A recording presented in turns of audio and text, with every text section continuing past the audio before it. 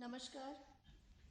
परम आदरणीय प्रधानमंत्री जी, देश के युवाओं के लिए निरंतर नए रोजगारों का सृजन सदैव ही सरकार की सर्वोच्च प्राथमिकता रही है। आज के रोजगार मेले के इस कार्यक्रम में 51,000 से अधिक युवा अपने नियुक्ति पत्र प्राप्त कर विभिन्न पुलिस बलों में शीघ्र ही कार्यरत रहेंगे। इस कार्यक्रम को प्रारंभ करने के लिए मैं सर्वप्रथम माननीय राज्य मंत्री डॉक्टर जितेंद्र सिंह जी से स्वागत संबोधन के लिए अनुरोध करती हूँ। परम आदरणीय प्रधानमंत्री जी, रोजगार मेला का ये 8वां अंक लेकर के हम आज आपके सामने उपस्थित हैं। आपने देशवासियों से 10 लाख सरकारी नौकरियां देने का वादा किया था। उसी क्रम को आगे बढ़ाते हुए, जैसे कि भी बताया गया, आपके द्वारा बटन दबाते ही 91,000 से अधिक नियुक्ति पत्र जारी कर दिए जाएंगे। ये नियुक्ति पत्र प्राप्त करने वाले उम्मीदवार देश के भिन्न भिन्न राज्यों एवं केंद्र शासित प्रदेशों में फैले हुए हैं और आज की नियुक्तियां अधिकतर पुलिस बलों में की जा रही है। साथ ही साथ नियुक्ति पत्र प्राप्त करने वालों को मिशन कर्मयोगी प्रारंभ की सुविधा भी उपलब्ध करवाई जाएगी, ताकि वो अपने नए दायित्व को ग्रहण करते हुए अपने आप को उसके लिए शिक्षित प्रशिक्षित कर सके। प्रधानमंत्री जी, आपके कार्यकाल की एक बहुत बड़ी विशेषता ये रही है कि जहां बड़ी भारी संख्या में सरकारी नौकरियां उपलब्ध करवाई गई, वहां साथ ही साथ आपने देशवासियों में ये जागरूकता भी पैदा की कि रोजगार का अर्थ केवल सरकारी नौकरी ही नहीं। आपने स्टार्टअप की मुहिम को बल दिया। देखते ही देखते 350-400 से बढ़ करके स्टार्टअप्स की संख्या 1.25 लाख तक पहुंचने लगी। आपने अंतरिक्ष के सेक्टर को पब्लिक प्राइवेट पार्टिसिपेशन के लिए खोल दिया। देखते ही देखते स्पेस स्टार्टअप्स की संख्या मात्र 4 से बढ़कर के 150 तक पहुंच गई और भारत का चंद्रयान चांद पर पहुंच गया। आपने बेरोजगारों के लिए मुद्रा योजना जैसे प्रावधान लाए ताकि नौजवान सरल लोन लेकर के अपना काम धंधा स्वयं शुरू कर सके। आपने वेंडर्स के लिए प्रधानमंत्री स्वनिधि योजना लाई। इस प्रकार से अनेकों प्रावधान आपके द्वारा लाए गए। लेकिन इस सब के अतिरिक्त यदि हम सरकारी नौकरियों की ही बात करें तो कभी कभी ये सवाल किया जाता है कि पहले और अब में क्या अंतर है। यदि हम आंकड़ों की तरफ नजर दौड़ाएं और यूपीए के कार्यकाल के पहले 9 वर्ष अर्थात 2004 से लेकर के 2013 की तुलना आपके नेतृत्व की एनडीए सरकार के पहले 9 वर्ष अर्थात 2014 से 2023 तक की तुलना करें तो स्पष्ट हो जाएगा कि इसका उत्तर क्या है। यूपीए काल में पहले 9 वर्षों में कुल मिलाकर के जहां 6 लाख नौकरियां दी गई, वहां आपके कार्यकाल में 9 वर्षों में 9 लाख लगभग 60-70% वृद्धि। भारत सरकार में 3 प्रमुख रिक्रूटिंग एजेंसीज हैं: staff selection commission, railway recruitment board और यूपीएससी। यदि हम स्टाफ सिलेक्शन कमीशन की बात करें तो यूपीए के 9 साल के कार्यकाल में केवल 2 लाख नियुक्तियां की गई थी। आपके नेतृत्व में 9 साल में दुगने से अधिक 4,691। यदि रेलवे रिक्रूटमेंट बोर्ड की बात करें तो यूपीए ने 2004 से 2013 तक 3,47,291 नियुक्तियां हुई, जबकि आपके नेतृत्व में 2014 से 2023 तक 4,30,594। यूपीएससी के माध्यम से अगर देखा जाए तो यूपीए के कार्यकाल में 45,431 नियुक्तियां, जबकि आपके नेतृत्व में 9 वर्षों में 50,906। इतना ही नहीं, प्रधानमंत्री जी, 2014 में जब ये सरकार आई तो सरकारी नौकरियों में प्रमोशंस का क्रम, पदोन्नति का क्रम लगभग रुक गया था या बहुत धीमा पड़ गया था, आपने उसको भी गति दी, आपने उसको स्ट्रीमलाइन किया और उसके परिणाम स्वरूप भी अनेकों नई वैकेंसियां पैदा हुई, अनेकों और सरकारी नौकरियां देने का प्रावधान उपलब्ध हुआ।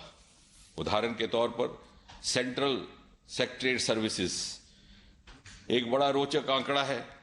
पहले 9 वर्ष में 2004 से लेकर 2013 तक जॉइंट सेक्रेटरी लेवल पर मात्र और मात्र 40 प्रमोशंस की गई थी, लेकिन आपके नेतृत्व में इसी पद पर प्रमोशंस की संख्या 107 यानी 167% वृद्धि।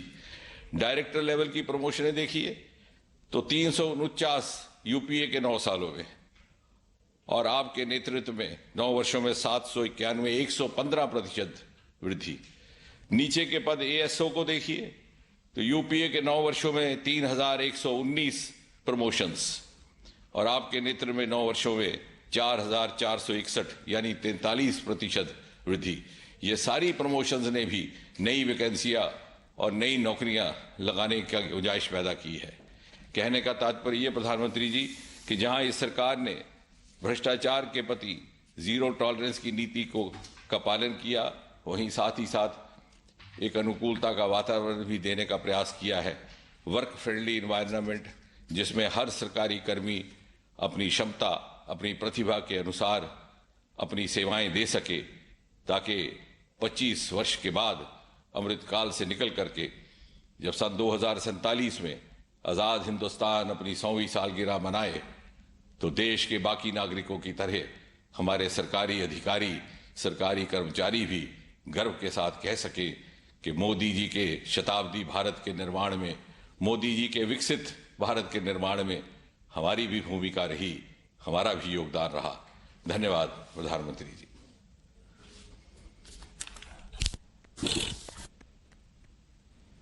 धन्यवाद माननीय मंत्री जी।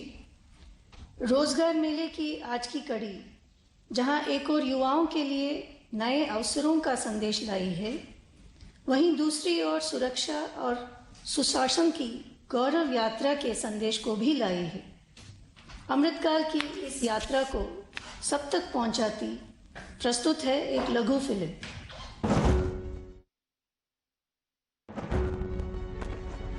भारत दुनिया की सबसे तेजी से बढ़ती इकोनॉमी, भारत दुनिया का सबसे युवा देश। आज भारत के यशस्वी प्रधानमंत्री श्री नरेंद्र मोदी के कुशल नेतृत्व में तेजी से आगे बढ़ रहा है। नित नई ऊंचाइयां छूते भारत की बढ़ती ताकत है यहां की आकांक्षी और ऊर्जावान युवा शक्ति। युवा शक्ति के सपनों को पंख देने के लिए मोदी जी के नेतृत्व में स्किल और नवाचार से लेकर स्टार्टअप, रोजगार और स्वरोजगार तक पिछले 9-10 सालों में लगातार नए अवसर और नई संभावनाएं सृजित की गई हैं, जिसका लाभ करोड़ों युवाओं को मिला है। युवा शक्ति के सामर्थ्य से राष्ट्र निर्माण के लक्ष्य को जोड़ने के इन्हीं प्रयासों की श्रृंखला में एक अहम कड़ी बनकर उभरा है रोजगार मेला। रोजगार मेला के तहत सरल, समयबद्ध और पारदर्शी तरीके से भारत सरकार सहयोगी राज्य सरकारों के साथ मिलकर 10 लाख युवाओं को सरकारी नौकरियां देने के लिए संकल्पबद्ध प्रयास कर रही है। देश में चल रहा ये रोजगार अभियान पारदर्शिता और सुशासन, गुड गवर्नेंस दोनों का ही प्रमाण है। बीते वर्षों में जिस तरह बड़े पैमाने पर युवाओं को सरकारी नौकरी दी गई है, यह अभियान भी अपने आप में अभूतपूर्व है। अब तक 5 लाख से अधिक युवा कर्मयोगी रोजगार मेला के तहत सरकारी नौकरी पाकर भारत को विकसित भारत बनाने के संकल्प को मजबूती दे रहे हैं। राष्ट्र निर्माण का अहम हिस्सा है सुरक्षा। आगे बढ़ते भारत की बढ़ती सुरक्षा आवश्यकताओं को ध्यान में रखते हुए प्रधानमंत्री नरेंद्र मोदी जी ने हमारे आर्म्ड फोर्सेस को आधुनिक बनाने के लिए समग्र और सतत कदम उठाए हैं। साथ ही विभिन्न स्तरों पर पदों को तेजी से भरने पर भी बल दिया गया है। इसी कड़ी में आज रोजगार मेले में 51,000 से अधिक युवाओं को विभिन्न केंद्रीय सशस्त्र पुलिस बलों में नियुक्ति पत्र दिए जा रहे हैं। ये सभी युवा अमृत काल के भारत की मजबूत सुरक्षा सुनिश्चित करने में अपना योगदान देंगे और अपनी ऊर्जा, उत्साह, सेवा और समर्पण से राष्ट्र निर्माण के संकल्पों को सिद्ध करेंगे।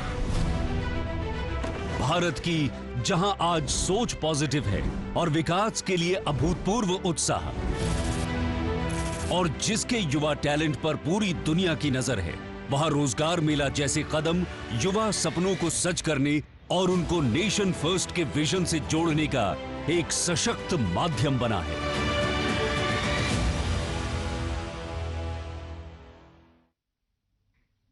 अब मैं आदरणीय प्रधानमंत्री जी से प्रार्थना करती हूं कि वे रिमोट का बटन दबाकर नियुक्ति पत्रों के वितरण के इस महाअभियान का शुभारंभ करें।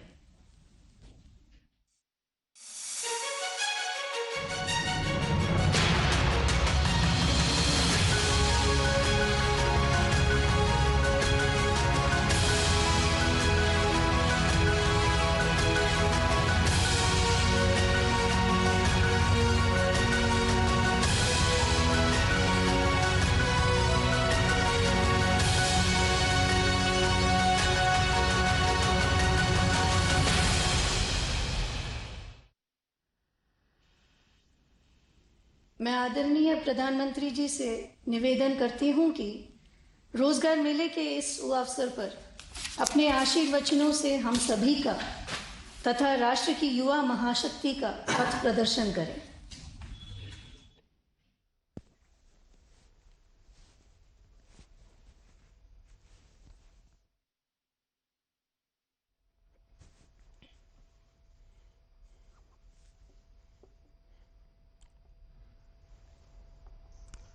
नमस्कार।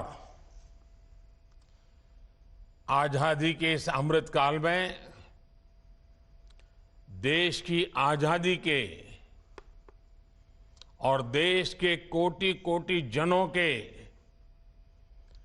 अमृत रक्षक बनने पर आप सबको बहुत बहुत बधाई। मैंने आपको अमृत रक्षक इसलिए कहा क्योंकि आज जिन युवाओं को नियुक्ति पत्र मिल रहा है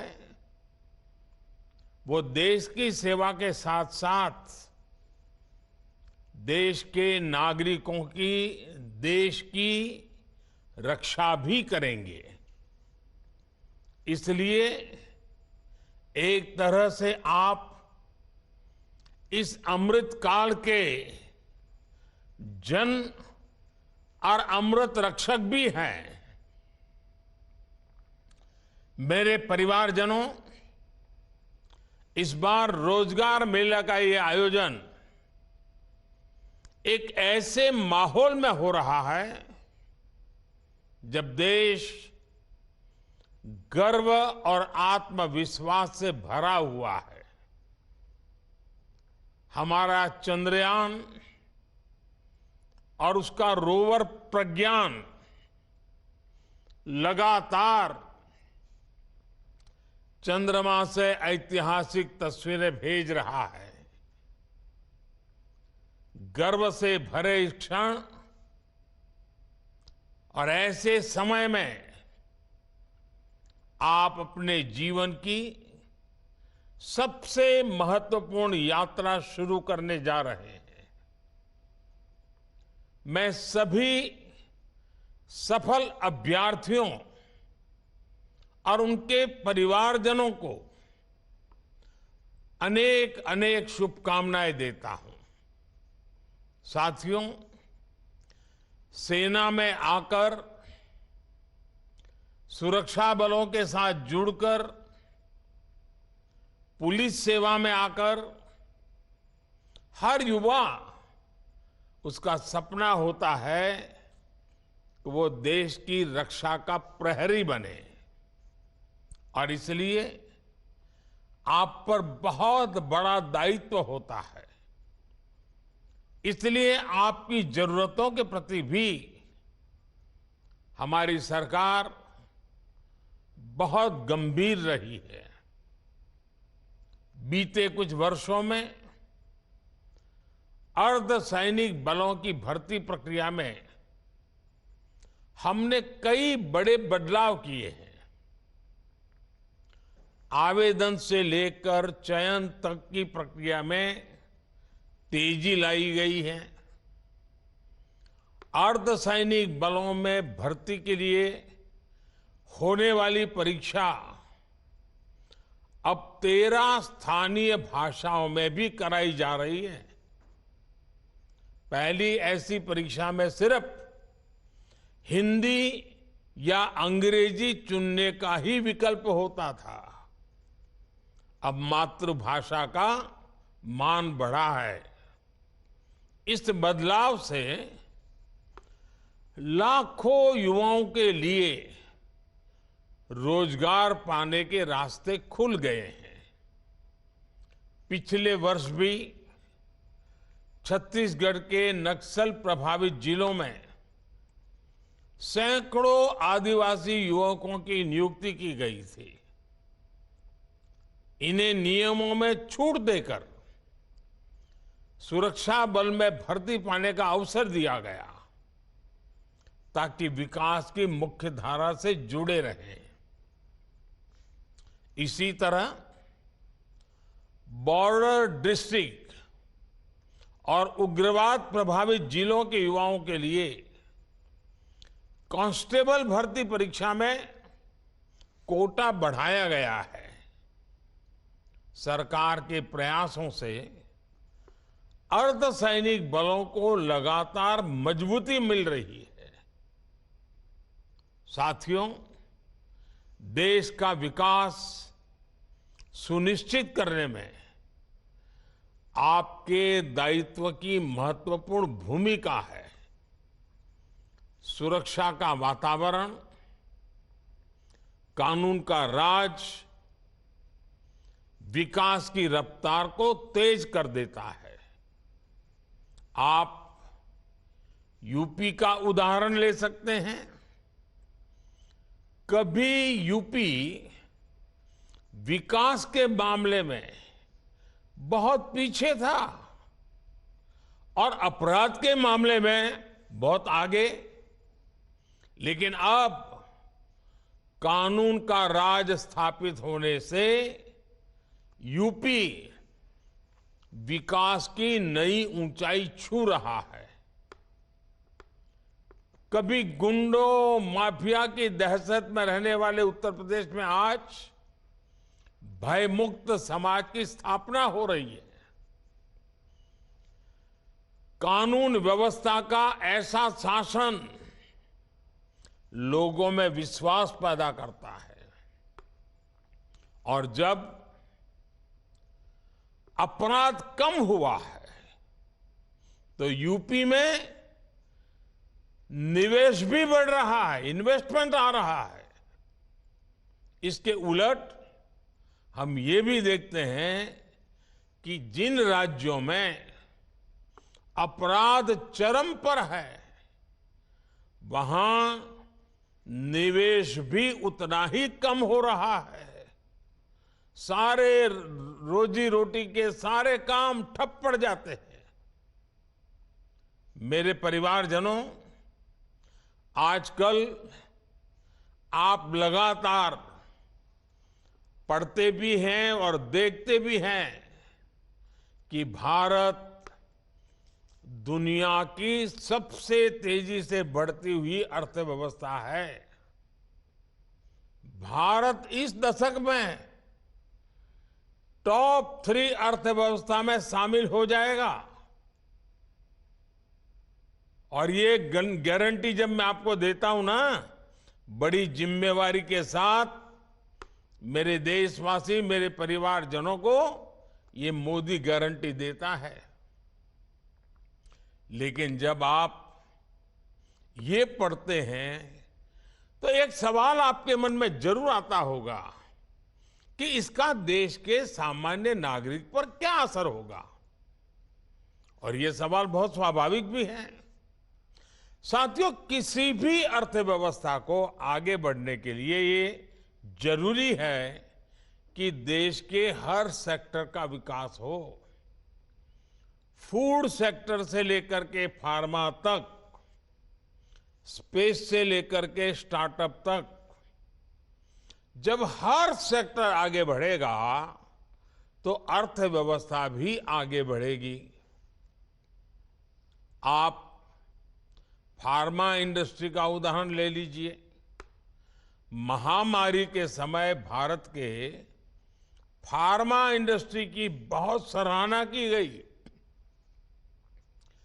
आज ये इंडस्ट्री 4 लाख करोड़ रुपए से ज्यादा की है और कहा यह जा रहा है कि 2030 तक भारत की फार्मा इंडस्ट्री करीब 10 लाख करोड़ रुपए की हो जाएगी। अब ये फार्मा इंडस्ट्री आगे बढ़ेगी तो इसका क्या मतलब हुआ? इसका मतलब ये हुआ कि इस दशक में फार्मा इंडस्ट्री को आज की तुलना में कई गुना ज्यादा युवाओं की जरूरत पड़ेगी। रोजगार के अनेक नए अवसर आएंगे। साथियों, आज देश में ऑटोमोबाइल और ऑटो कंपोनेंट्स, इस इंडस्ट्री में भी बहुत तेजी से बढ़त देखने को मिल रही है। फिलहाल ये दोनों इंडस्ट्री 12 लाख करोड़ रुपए से ज्यादा की है। आने वाले वर्षों में इसके और बढ़ने की उम्मीद है। इस ग्रोथ को संभालने के लिए ऑटोमोबाइल इंडस्ट्री को भी बहुत सारे संख्या में नए युवकों की जरूरत होगी, नए लोगों की जरूरत पड़ेगी, रोजगार के अनगिनत अवसर बनेंगे। आपने देखा होगा कि इन दिनों फूड प्रोसेसिंग इंडस्ट्री के महत्व की भी काफी चर्चा होती है। भारत का फूड प्रोसेसिंग मार्केट पिछले साल करीब 26 लाख करोड़ रुपए का था। अब अगले 3-3.5 साल में ये सेक्टर करीब 35 लाख करोड़ रुपए का हो जाएगा। यानी जितना विस्तार होगा उतने अधिक युवकों की जरूरत पड़ेगी, उतने नए रोजगार के मौके खुल जाएंगे। साथियों, भारत में आज इंफ्रास्ट्रक्चर का तेजी से विकास हो रहा है। पिछले 9 साल में केंद्र सरकार ने 30 लाख करोड़ रुपए से ज्यादा इंफ्रास्ट्रक्चर पर खर्च किए हैं।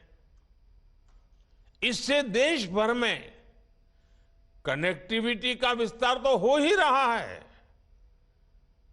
इसने पर्यटन और हॉस्पिटैलिटी सेक्टर में नई संभावनाओं को जन्म दिया है और नई संभावनाओं का सीधा मतलब है कि ज्यादा से ज्यादा रोजगार के मौके बनते जा रहे हैं। साथियों, 2030 तक हमारी अर्थव्यवस्था में टूरिज्म सेक्टर का योगदान 20 लाख करोड़ रुपए से भी ज्यादा होने का अनुमान है। माना जा रहा है कि अकेले इस इंडस्ट्री से 13 से 14 करोड़ लोगों को नए रोजगार की संभावना बढ़ने वाली है। इन सारे उदाहरणों से आप समझ कर सकते हैं कि भारत का विकास सिर्फ नंबर की रेस नहीं है। इस विकास का भारत के हर नागरिक के जीवन पर प्रभाव पड़ेगा। इसका मतलब है कि बड़ी संख्या में रोजगार के अवसर तैयार हो रहे हैं और इससे आय में बढ़ोतरी और क्वालिटी ऑफ लाइफ सुनिश्चित हो रही है। हम परिवार में भी देखते हैं ना, अगर हम किसान हैं, अच्छी फसल हुई, ज्यादा फसल हुई, अच्छे दाम मिले तो घर के अंदर कैसे रौनक आ जाती है। कपड़े नए आते हैं, बाहर जाने का मन करता है, नई चीजें खरीदने का मन करता है। घर की अगर आय बढ़ी तो घर के लोगों के जीवन में भी बदलाव आता है। जैसे परिवार में है ना, देश में भी वैसा ही है। जैसे देश की आय बढ़ती है, देश की ताकत बढ़ती है, देश में संपत्ति बढ़ती है, तो देश के नागरिकों का जीवन संपन्न बनना शुरू हो जाता है। साथियों, पिछले 9 वर्षों के हमारे प्रयासों से परिवर्तन का एक और नया दौर दिखने लगा है। पिछले साल भारत ने रिकॉर्ड एक्सपोर्ट किया।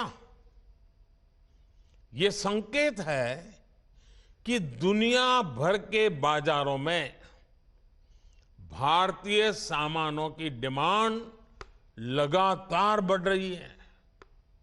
इसका मतलब है कि हमारा प्रोडक्शन भी बढ़ा है और प्रोडक्शन के लिए जो नए नौजवान लगे उसके कारण रोजगार भी बढ़ा है और स्वाभाविक है इसके कारण परिवार की आय भी बढ़ रही है।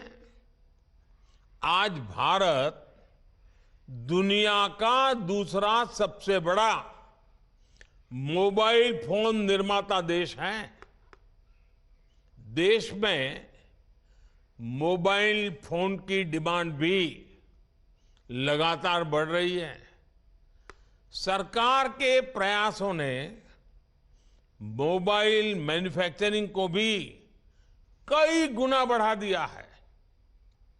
अब देश मोबाइल से आगे बढ़कर दूसरे इलेक्ट्रॉनिक गैजेट्स पर भी फोकस कर रहा है। आईटी हार्डवेयर प्रोडक्शन के लिए क्षेत्र में हम वैसी ही सफलता दोहराने वाले हैं जैसी मोबाइल के क्षेत्र में हासिल की है। वो दिन दूर नहीं होगा जब मोबाइल की तरह ही भारत में बने एक से बढ़कर एक लैपटॉप, टैबलेट और पर्सनल कंप्यूटर दुनिया में हमारी शान बढ़ाएंगे। वोकल फॉर लोकल के मंत्र पर चलते हुए भारत सरकार भी made in India laptop, computer जैसे अनेक प्रोडक्ट्स खरीदने पर जोर दे रही है। इससे मैन्युफैक्चरिंग भी बढ़ी है और युवाओं के लिए रोजगार के नए मौके भी बन रहे हैं। इसलिए मैं फिर कहूंगा, अर्थव्यवस्था के इस पूरे चक्र को संभालने की, इसे सुरक्षा देने की बहुत बड़ी जिम्मेदारी आप सभी, जब ये सुरक्षा कर्मी के रूप में आपका जीवन आरंभ हो रहा है, आपका कार्य आरंभ हो रहा है, तो कितनी जिम्मेवारी आपके सर पर है इसका आप भली भांति अंदाज लगा सकते हैं। मेरे परिवारजनों, 9 साल पहले आज के ही दिन प्रधानमंत्री जन धन योजना लॉन्च की गई थी। इस योजना ने गांव और गरीब के आर्थिक सशक्तिकरण के साथ ही रोजगार निर्माण में भी बहुत बड़ी भूमिका निभाई है। 9 साल पहले देश में बहुत बड़ी संख्या में लोगों के पास बैंक खाता ही नहीं था। बेचारों ने बैंक का दरवाजा नहीं देखा था। लेकिन जनधन योजना के कारण बीते 9 वर्षों में 50 करोड़ से ज्यादा नए बैंक खाते खोल चुके हैं। इस योजना से गांव गरीब तक सरकारी लाभ सीधे पहुंचाने में तो मदद मिली ही है और साथ ही महिलाओं, दलितों, पिछड़ों, आदिवासियों के रोजगार और स्वरोजगार को इससे बहुत बल मिला है। जब गांव गांव में बैंक खाते खुले तो इसके लिए बैंकिंग कॉरेस्पोंडेंट्स के रूप में, बैंक मित्र के रूप में लाखों युवाओं को अवसर मिले। बैंक मित्र हो, बैंक सखी हो, इसके रूप में हमारे हजारों बेटे बेटियों को रोजगार मिला। आज 21 लाख से अधिक युवा साथी बैंकिंग कॉरेस्पोंडेंट या तो कहें बैंक मित्र या बैंक सखी के रूप में गांव गांव में सेवाएं दे रहे हैं। बड़ी संख्या में डिजिटल सखियां महिलाओं और बुजुर्गों को बैंकिंग सेवा से जोड़ रही है। इसी प्रकार जनधन योजना ने रोजगार और स्वरोजगार के एक बड़े अभियान मुद्रा योजना को बल दिया। इससे महिलाओं सहित उन वर्गों को छोटे छोटे बिजनेस के लिए लोन लेना आसान हुआ जो कभी इसके बारे में सोच भी नहीं सकते थे। इन लोगों के पास बैंकों को देने के लिए कोई गारंटी नहीं होती। ऐसे में सरकार ने खुद उनकी गारंटी ली। मुद्रा योजना से अभी तक 24 लाख करोड़ रुपए से अधिक के लोन दिए जा चुके हैं। इसमें करीब 8 करोड़ साथी ऐसे हैं जिन्होंने पहली बार कोई बिजनेस शुरू किया है, अपना काम शुरू किया है। पीएम स्वनिधि योजना के तहत करीब करीब 43 लाख स्ट्रीट वेंडर्स को, रेडी पटरी वाले जो लोग होते हैं ना हमारे, पहली बार बैंकों से बिना गारंटी का ऋण स्वीकृत हुआ है। मुद्रा और स्वनिधि के लाभार्थियों में बड़ी संख्या में महिलाएं, दलित, पिछड़े और मेरे आदिवासी युवा हैं। जनधन खातों ने गांवों में महिला सेल्फ हेल्प ग्रुप्स को मजबूत बनाने में भी बहुत मदद की है। आजकल तो मैं गांव में जाता हूं, जब महिला सेल्फ हेल्प ग्रुप की बहनों को मिलता हूं तो कई तो उसमें से आके गए मैं तो लखपति दीदी हूं।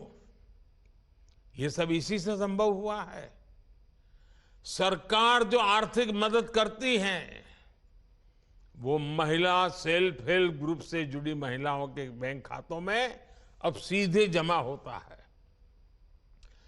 जनधन योजना ने देश में सामाजिक और आर्थिक परिवर्तन को गति देने में जो भूमिका निभाई है वो वाकई हमारी बड़ी बड़ी यूनिवर्सिटीज के लिए अध्ययन का विषय है। साथियों, अब तक रोजगार मेले के अनेक आयोजनों में लाखों युवाओं को मैं संबोधित कर चुका हूं।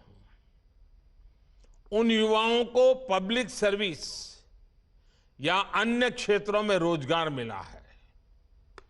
गवर्नमेंट और गवर्नेंस में बदलाव लाने के मिशन में आप सभी युवा मेरी सबसे बड़ी ताकत है।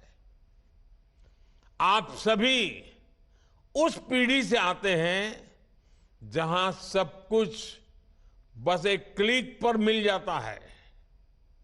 इसलिए आप समझ सकते हैं कि लोग हर सर्विस की तेज डिलीवरी चाहते हैं। आप अच्छी तरह जानते हैं कि आज की पीढ़ी समस्याओं का टुकड़ों में समाधान नहीं चाहती, उन्हें स्थायी समाधान चाहिए। इसलिए पब्लिक सर्वेंट्स होने के नाते आपको ऐसे फैसले लेने होंगे, ऐसी जिम्मेवारियां निभानी होगी, हर पल ऐसे तैयार रहना होगा जो लंबे समय तक लोगों के लिए फायदेमंद हो। आप जिस पीढ़ी से संबंध रखते हैं वो कुछ हासिल करने का इरादा रखती है। ये पीढ़ी किसी का फेवर नहीं चाहती, वो बस ये चाहती है कि कोई उनके रास्ते का रोड़ा ना बने। इसलिए पब्लिक सर्वेंट्स के तौर पर आपके लिए ये समझना बहुत आवश्यक है कि सरकार जनता की आकांक्षाओं को पूरा करने के लिए हमेशा जनता की सेवा के लिए है। आप ये समझते हुए काम करेंगे तो कानून व्यवस्था को बनाए रखने में भी आपको बहुत मदद मिलेगी। साथियों, अर्धसैनिक बलों में अपनी महत्वपूर्ण जिम्मेदारी को पूरा करने के साथ साथ आप सीखते रहने की प्रवृत्ति को भी बनाए रखें। आप जैसे कर्मयोगियों के लिए आई गॉट कर्मयोगी पोर्टल पर 600 से ज्यादा अलग अलग कोर्सेज उपलब्ध है, सर्टिफिकेट कोर्सेज हैं। 20 लाख से ज्यादा सरकारी कर्मचारियों ने इस पोर्टल पर रजिस्ट्रेशन कराया है। वो ऑनलाइन पढ़ाई कर रहे हैं, परीक्षाएं दे रहे हैं। मेरा आग्रह है कि आप सब भी इस पोर्टल से पहले दिन से जुड़ जाइए और पहले दिन से तय कीजिए मैं ज्यादा से ज्यादा कोर्सेज करूं, ज्यादा से ज्यादा सर्टिफिकेट कोर्स करूं, ज्यादा से ज्यादा सर्टिफिकेट प्राप्त करूं। और आप देखिए, जो सीखेंगे, जानेंगे, समझेंगे, वो सिर्फ एग्जाम के लिए नहीं है, आपके जीवन में उत्तम से उत्तम ड्यूटी करने के लिए है। एक श्रेष्ठ अफसर बनने का सामर्थ्य उसमें पड़ा हुआ है। साथियों, आपका क्षेत्र यूनिफॉर्म की दुनिया का है। मैं आप सबसे आग्रह करूंगा, फिजिकल फिटनेस में जरा भी कॉम्प्रोमाइज मत कीजिए, क्योंकि आपका काम समय के बंधनों में बंधा हुआ नहीं होता है। मौसम का हर मार आपको झेलना पड़ता है। फिजिकल फिटनेस ये आपके विभाग में काम करने वालों के लिए बहुत जरूरी है। फिजिकल फिटनेस से ही आधा काम तो यूं ही हो जाता है। अगर आपके ढंग से आप खड़े हैं तो कानून व्यवस्था संभालने में कुछ करना नहीं पड़ता है, खड़ा रहना ही काफी हो जाता है। दूसरा मेरा मत है, आपकी ड्यूटी में तनावपूर्ण पल बहुत बार आते हैं। छोटी छोटी बात में तनाव आ जाता है। योगा ये आपके जीवन में नित्य प्रैक्टिस होनी चाहिए। आप देखेंगे, एक संतुलित मन आपके कार्य के लिए बहुत बड़ी ताकत देगा। योगा ये सिर्फ फिजिकल एक्सरसाइज नहीं है, स्वस्थ मन के लिए, संतुलित मन के लिए और आप जैसे लोगों की ड्यूटी में तनाव से मुक्त रहने के लिए ये जीवन का हिस्सा होना बहुत जरूरी है। साथियों, देश 2047 में जब आजादी के 100 साल मनाएगा, तब आप सरकार में बहुत उच्च पद पर पहुंचे होंगे। ये 25 साल देश के और ये 25 साल आपकी जिंदगी के कितना अद्भुत संयोग है। अब मौका आपको नहीं गंवाना है। अपनी पूरी शक्ति सामर्थ्य जितना उसका विकास कर सकते हैं करिए, जितना ज्यादा समर्पण कर सकते हैं करिए, जितना ज्यादा जन सामान्य के जीवन के लिए अपने जीवन को खपा दे। आप देखिए जीवन में एक अद्भुत संतोष मिलेगा, एक अद्भुत आनंद मिलेगा और आपके व्यक्तिगत जीवन की सफलता आपको संतोष देगी। मेरी आपको बहुत शुभकामनाएं हैं। आपके परिवारजनों को बहुत बहुत बधाई है। बहुत बहुत धन्यवाद।